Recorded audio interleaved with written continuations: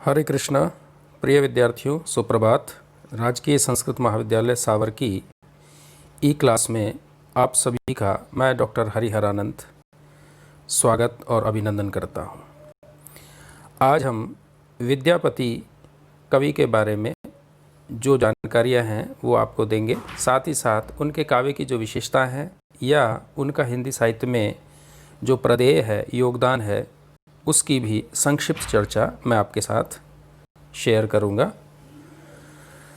विद्यार्थियों, विद्यापति का जन्म 1368 ईस्वी में दरभंगा जिले का विस्फी गांव में हुआ।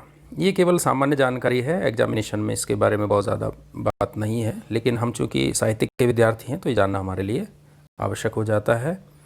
खास बात जो है वो ये है कि हिंदी में कृष्ण भक्ति काव्य परंपरा का श्री गणेश करने वाले, आरंभ करने वाले कवि अगर कोई हैं तो वो विद्यापति हैं।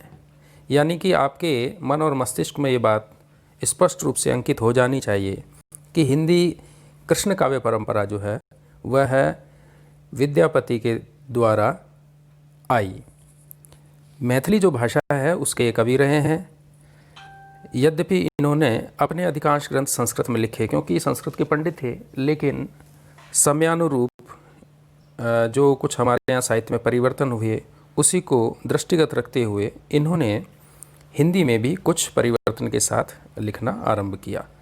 तो पहली बात कृष्ण भक्ति काव्य परंपरा की है जो मैं आपको इंगित कर देता हूँ, और दूसरे नंबर की जो बात है वो ये है कि ये मैथिल भाषा में रचना करते थे। ये सेकंड नंबर की बात हो गई।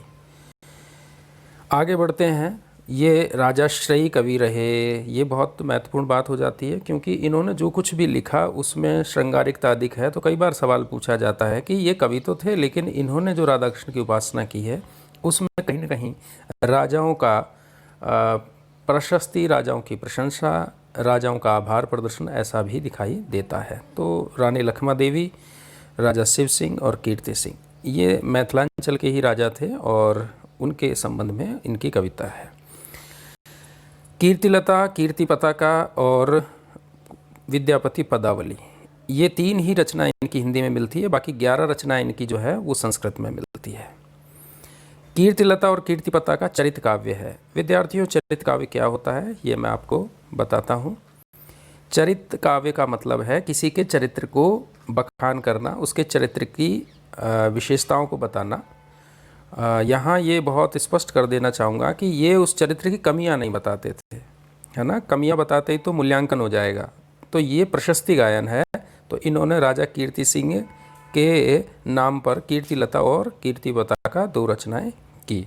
विद्यापति पदावली जो इनकी रचना है, जिसके पद हम पढ़ते हैं, उस विद्यापति पदावली के भक्ति और श्रृंगारिक पदों को जिसमें संकलित किया गया है वह रचना विद्यापति पदावली भी है। रामकृष्ण बेनीपुरी और नगेंद्रनाथ गुप्त जो 2 साहित्यकार हैं, उन्होंने इनकी रचनाओं का संकलन किया। यद्यपि जॉर्ज ग्रेसन ने भी इससे पहले किया था, लेकिन ये सामान्य बातें हैं। अब हमें जानना है कि विद्यापति पदावली में क्या है और उसको किस तरीके से प्रेजेंट किया है, प्रस्तुत किया है। आप में से बहुत विद्यार्थी ऐसे हैं जिन्होंने विद्यापति को अभी तक जाना नहीं है, तो उनके लिए ये बहुत ज़रूरी है। देखो बच्चों, विद्यापति पदावली में क्या है, तो पदों का संग्रह है। पद है मिथिलांचल की भाषा, जो मैथिल भाषा है, तिरहुत जिसे कहा जाता है, उस भाषा में है। इसकी खास बात यह है कि चैतन्य महाप्रभु ने विद्यापति के पदों को बहुत भाव विभोर होकर के गाया है। यानी कि हमारे यहाँ एक गौड़ीय संप्रदाय है, चैतन्य गौड़ीय संप्रदाय। उस गौड़ीय संप्रदाय के जो प्रवर्तक संत तो नहीं कहेंगे, भक्त कवि कहेंगे, वो भक्त जो थे चैतन्य महाप्रभु थे। और उन चैतन्य महाप्रभु ने अत्यंत भावुकता के साथ, भाव विहल होकर के, अश्रुपात, आंखों से आंसू बहते हुए और विद्यापति के पदों का गायन किया है। ये पदों का संग्रह जो थी, ये बात जो मैंने थोड़ी देर पहले बताई, ये सब मैंने यहाँ लिख दी है, इसे आप देख लीजिएगा। नेक्स्ट जो बात है वो है कि पदावली में राधा और कृष्ण के प्रेम का चित्रण है। ये जो प्रेम है, ये प्रेम कैसा है, श्रृंगारिक प्रेम है। विद्यार्थियों, इस प्रेम की जब मैं बात करूँगा थोड़ा विस्तार भी देना चाहूँगा, क्योंकि जिससे आप लोग विद्यापति का ठीक तरीके से अध्ययन कर पाएंगे, अध्ययन में सुविधा रहेगी। वो ये कि वो ये कि श्रृंगारिकता जो है वो श्रृंगारिकता राधा कृष्ण को ईश्वरत्व की दृष्टि से नहीं होकर के केवल और केवल नायक और नायिका दृष्टि से है। ये बहुत महत्वपूर्ण बात इसलिए भी हो जाती है कि हमने ईश्वर को आस्थावान दृष्टि से देखा है, लेकिन इन्होंने आस्था के परे जा कर के कहीं ना कहीं राधा कृष्ण का नाम तो रखा है, लेकिन उनका जो चित्रण है वो कहीं कहीं ऐसा लगता है कि जैसे ये कोई स्टार हो, जैसे हीरो और एक्ट्रेस, जैसे एक्टर एक्ट्रेस का जैसा माहौल देखते हैं ना, वैसा वैसा इनकी कविताओं में दिखाई पड़ता है।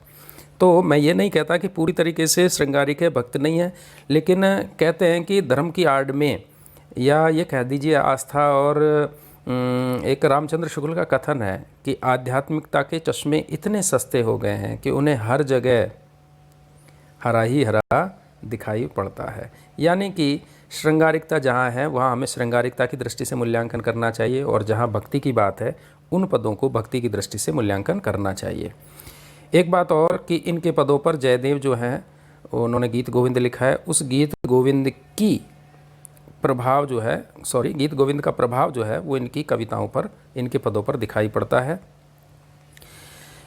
एक बात और बहुत बहुत महत्वपूर्ण है, वो है नक्शिक वर्णन। हिंदी साहित्य में चूँकि आदिकाल के कवि हैं, आरंभिक काल की बात मैं करने जा रहा हूँ, तो नक्शिक वर्णन की जो परंपरा रीतिकाल में जो आई, वह परंपरा का जो प्रदेय है, उसका आरंभकर्ता जो है, शुरुआत करने वाला जो कवि है वो विद्यापति है।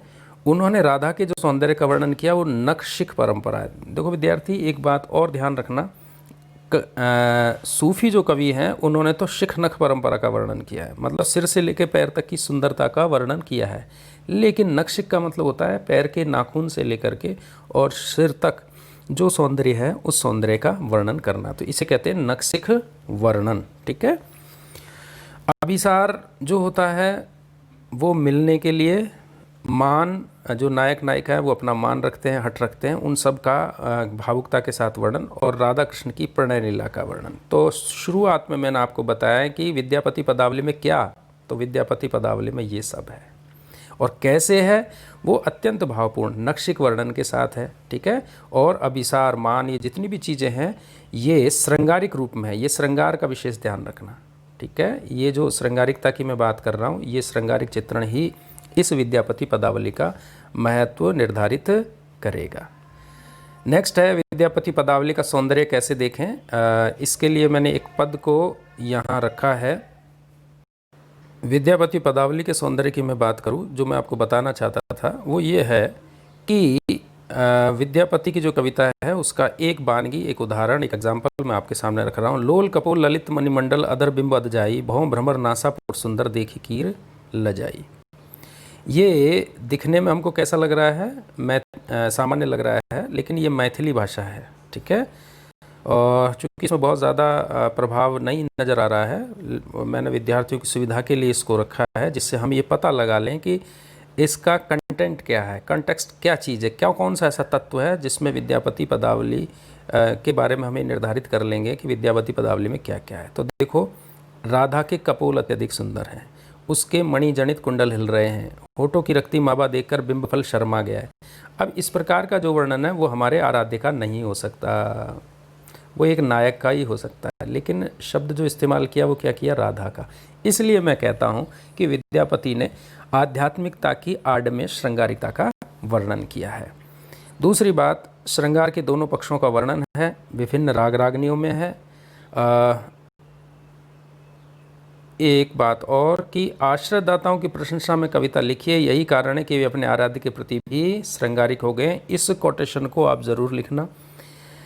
ये बात आप जब भी कोई व्याख्या करें अथवा जब भी कोई सवाल आपसे पूछा जाए कि इनके पद भक्ति के पद हैं या श्रृंगारिक पद हैं, तो आप उसका कारण लिखिए कि नाम तो भक्ति का है लेकिन है श्रृंगारिक। कारण बताएंगे तब आप ये कहेंगे कि आश्रयदाताओं की प्रशंसा में कविता लिखने के कारण ये पद कैसे हो गए, श्रृंगारिक हो गए।